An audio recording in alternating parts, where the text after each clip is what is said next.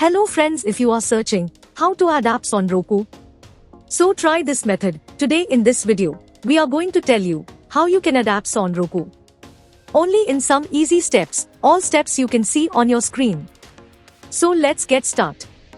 Press the home button on your Roku remote. This will take you to the home menu. On the left sidebar, click on Streaming Channels option. This will open the Roku channel store. Choose a category or select Search Channels and type in the channel you want to add. When browsing lists, you can press the Rewind button or the Fast Forward button on your Roku remote to go up or down a page. Press OK on the remote to learn more about a channel. This will display the synopsis and rating of the channel and show you screenshots. When you find a channel you want, click Add Channel or Buy. If the channel is free, the button will read Add Channel. If the app requires payment, the button will read Buy with a price. Either method will install the channel on the home page of your Roku menu.